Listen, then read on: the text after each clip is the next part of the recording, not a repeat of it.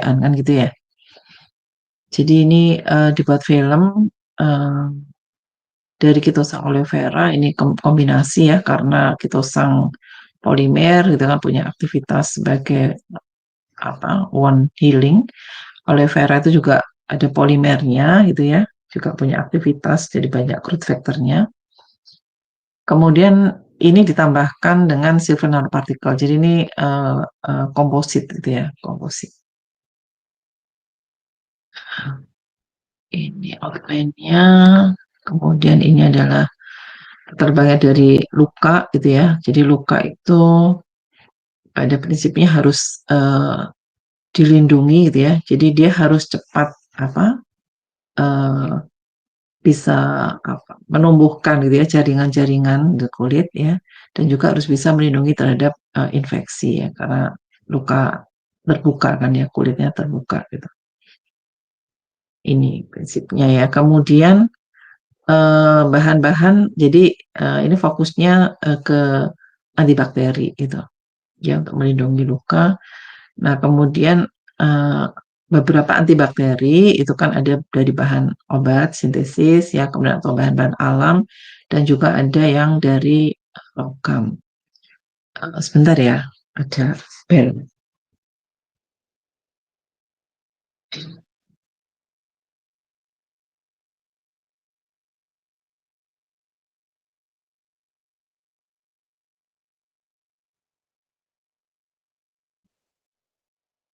Ya.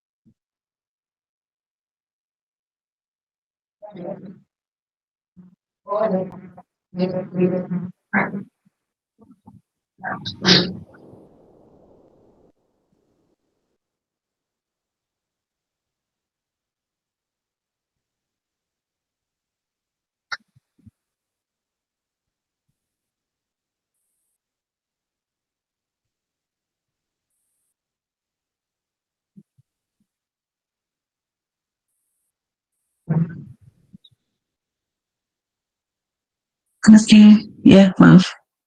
Suara saya bisa didengar ya? Ya, bisa ya, bisa ya. Ya, kemudian ada antibakteri dari logam ya. Kelebihan antibakteri dari logam itu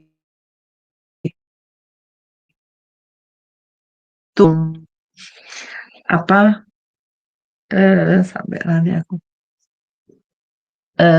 resistensi ya, resistensi antibiotik. Jadi kalau antibakterial agent yang logam itu lebih tidak berisiko ya terhadap resistensi gitu.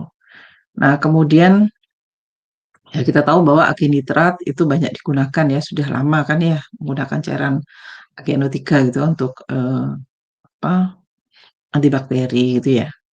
Nah, kemudian eh, pengecilan ukuran kita tahu bahwa bisa meningkatkan aktivitas ya karena luas permukaan. Kemudian juga dengan semakin kecil ukuran gitu kan, apa atom-atom itu ya, itu banyak gitu kan yang lebih banyak atom yang berada di permukaan ya, sehingga mengapa menjadi lebih aktif gitu ya. Kemudian dia juga lebih intens ya untuk berinteraksi gitu ya pada sel ya, membran atau dinding dari bakteri dan juga untuk berpenetrasi gitu. Nah, metode pembuatannya ini ya ada top down itu dari besar dikecilkan gitu ya, atau physical method. Ada juga yang bottom up. Bottom up berarti dari kecil, ini dari besar dikecilkan ya, ini dari kecil di uh, solidifikasi gitu ya, tapi dalam ukuran yang uh, nano gitu ya. Nah, kemudian untuk metode bottom up ini ada metode green synthesis ya, karena yang lainnya ada metode kimia seperti itu ya. Nah, green synthesis bisa menggunakan mikroba, bisa menggunakan tanaman ya, ya pokoknya bahan-bahan dari alam ya. Ini juga untuk menghindari penggunaan pelarut-pelarut organik ya, bahan-bahan kimia sintesis begitu. Nah, beberapa hal pada sintesis pasti dipengaruhi oleh pH ya, karena ini reaksi ya, suhu ya, kemudian jumlah baik prekursor maupun reduktornya, kemudian juga itu ya, prinsipnya seperti itu. Nah, yang perlu disampaikan juga bahwa metalik ya, nanopartikel itu juga bisa digunakan sebagai karier dari bahan-bahan ya yang sukar larut gitu. Karena bahan tersebut akan mengikuti gitu kan, ukuran akan nempel ya pada eh, nanopartikel dari metal tersebut ya, tentu saja terkait nanti dengan bagaimana struktur kimia ya, bagaimana muatan-muatan atau gugus fungsi yang ada pada bahan obat ya atau bahan aktif gitu ya. Nah, ini menggunakan teh ya, teh hijau, ini ada EGCG ya dengan struktur seperti ini. Nah, ini banyak gugus OH-nya nanti yang akan berfungsi itu sebagai donor elektron ya di sini. Jadi ini kalau terprotonasi ini menjadi O gitu kan.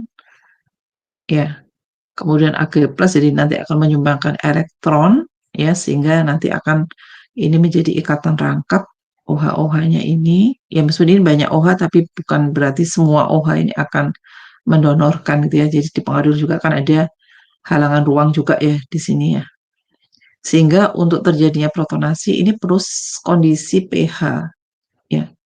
pH tertentu, biasanya pH-nya pH basa ya, akan bisa terbentuk ini. Nanti ini Ag-nya menjadi Ag0. Nah, Ag0 ini mungkin nggak ada ilustrasinya ya. Kalau di pustaka ada nanti di sini Ag0, kemudian ini akan dikelilingi oleh ekstrak di sini ya, dan juga dia bisa berfungsi sebagai stabilizer gitu. Jadi ada Ag di tengah-tengah gitu ya. Ada nggak gambarnya? Ada. Ag di tengah-tengah, kemudian nanti dia akan jadi hmm, nanti kan bisa cari lah ya ilustrasinya nanti kalau ada di pustaka kayaknya ada. Kemudian nanti banyak ini apa senyawa ini reduktornya mengelilingi itu sebagai stabilizer. Ini kemudian untuk sebagai luka tadi itu kan kita perlu apa namanya? Perlu satu dalam bentuk sediaan gitu kan ya. Kan tidak langsung NPAG kemudian langsung ditambahkan gitu, diberikan ke luka, tapi kita perlu ya kendaraan gitu ya, perlu kendaraan untuk sediaan apa namanya, penyembuh luka yang disebut dengan wound dressing ya, wound dressing. Jadi dressing berarti apakah itu berupa gel kemudian kalau dioleskan nanti menjadi kering gitu ya, menjadi film, atau sudah berbentuk film yang kemudian ditempelkan gitu. Ini ada beberapa karakter dari wound dressing gitu ya. Terus ke sini. Oke, jadi ini itu problemnya atau permasalahannya ya. bagaimana pengaruh dari ini konsentrasi. Sebenarnya konsentrasi ini masih salah ya, ini nanti molar ya di sini ya, kalau nggak salah jatuhnya nantinya. Dihitungnya ke molar. Kemudian pengaruh dari konsentrasi green tea ekstraknya. Kemudian bagaimana pengaruh pH, kemudian aktivitas. Objektifnya itu, jadi kalau menurut objektif itu adalah mengevaluasi gitu ya, atau bukan mengetahui gitu. Kita kan mengetahui, tapi mengevaluasi. Kalau ada variabel berarti kita melakukan evaluasi. Bagaimana pengaruh konsentrasi atau pengaruh suhu atau pengaruh apa ya terhadap karakteristik sistem yang dibuat. Ini, jadi ini rancangannya seperti ini, itu kan. Nah, ini pakai molar ya, jadi bukan volume tadi ya.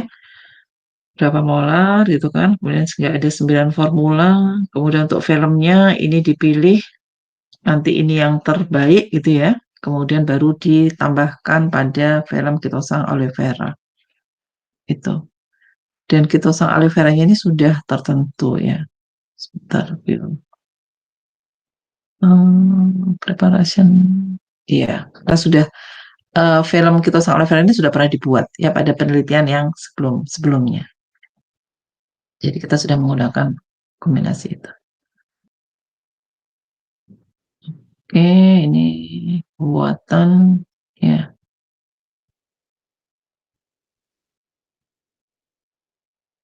Jadi pengujian pertama pasti dilakukan dengan spektrum ya pada saat sintesis untuk mengetahui apakah memang sudah terbentuk gitu ya. Jadi pada panjang gelombang tertentu dengan absorbansi yang tinggi ya. Nah, kadang kalau di spektrum itu yang bisa diamati itu maksimal kalau nggak salah 2 gitu ya. Nah, kadang hasilnya itu lebih dari 2 sehingga untuk pengamatan itu perlu diencerkan gitu. Jadi diencerkan baru nanti diamati. Karena kalau tidak, nanti kalau terlalu tinggi nanti puncaknya ini nggak bagus gitu ya. Jadi ya karena dia melampaui kemampuan dari alat tersebut gitu ya, atau mendekati batas maksimalnya ya dari alat tersebut untuk bisa mengamati. Baru kemudian kalau sudah terbentuk baru bisa dilihat di particle size analyzer. Kemudian ini untuk aktivitas antibakteri, ini untuk nanopartikelnya aja ya. Baru kemudian setelah terbentuk dibuat film. Nanti kalian juga bisa juga sih masuk ke sediaan apa ya, mau dibuat sediaan apa ini.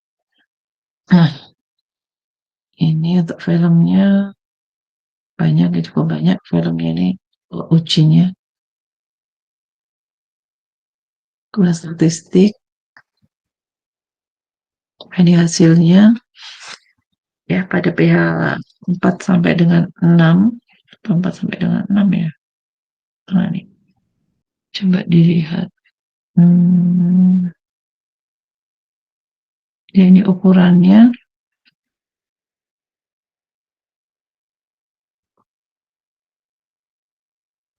Jadi ini bisa dilihat ya ukurannya, pengaruh dari konsentrasi tadi. Jadi mana tadi masih balik lagi ya. Kemudian ini pada pH 8 sampai 10 ya. Jadi ini 4 sampai 6 ya bisa dilihat ya. Ini bentar,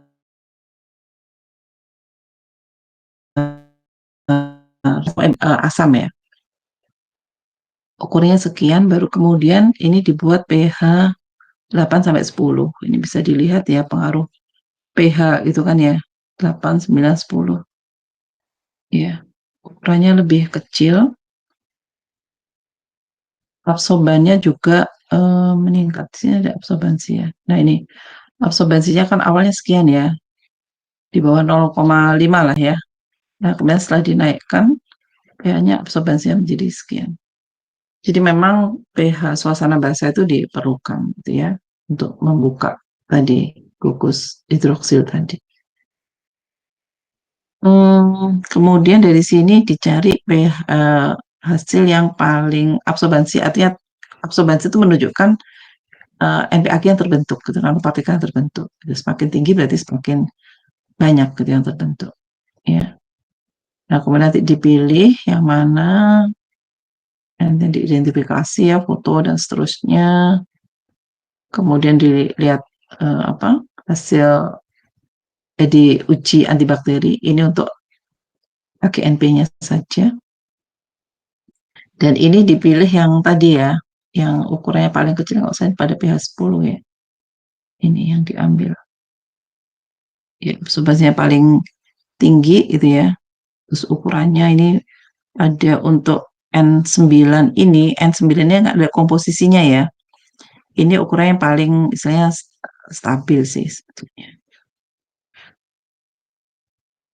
Jadi N9 itu yang N9 itu kalau nggak salah yang kadarnya paling tinggi gitu ya dari AG prekursor, AG nitrat dan coba kita lihat ya dan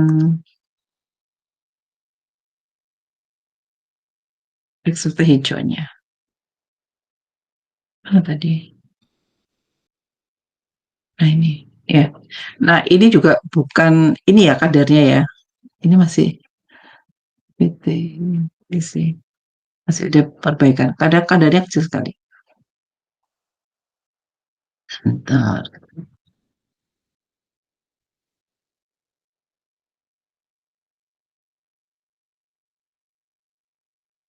Hmm.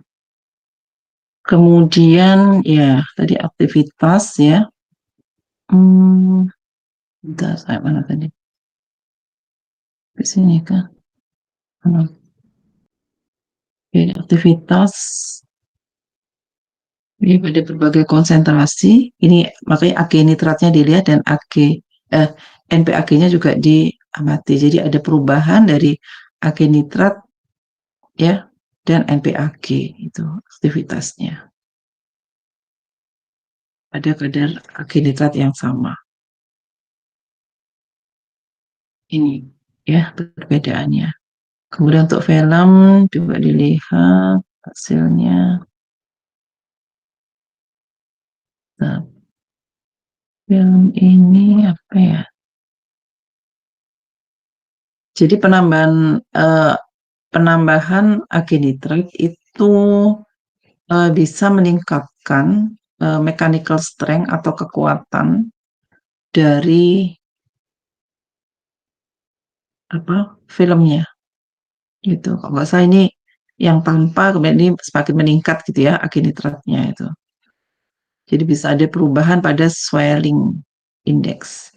Jadi dia mudah mengembang tapi mechanical strength-nya lebih kuat. Nah, ini di sini.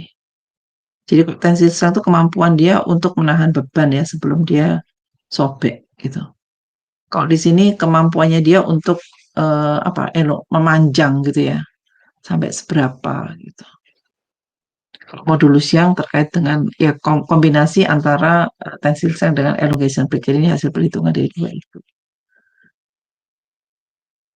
Jadi dengan penambahan NPAG ini baik yang di riset yang ini maupun yang satunya ya itu juga sama ya menggunakan kalau ini kan kitosang aloe vera yang satunya kitosang dengan karboksimetil kitosang itu memberikan hasil yang sama. Ini antibakterial activity-nya untuk film ya. Jadi ini dengan penambahan NPAG dan semakin meningkat gitu dibandingkan dengan antibiotik ya karena kanamycin. Itu.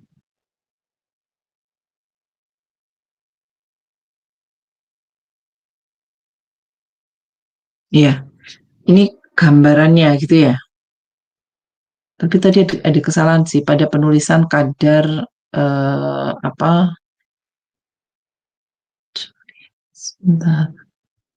Ada penulisan kadar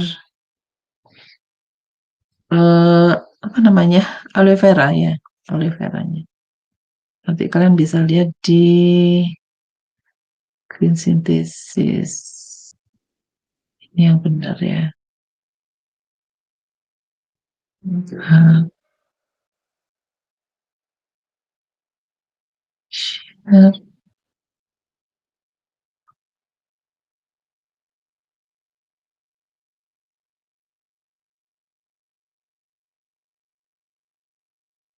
Ini ya. Jadi kadarnya ini kecil banget gitu. 0,001. Nanti kalian bisa coba gitu ini.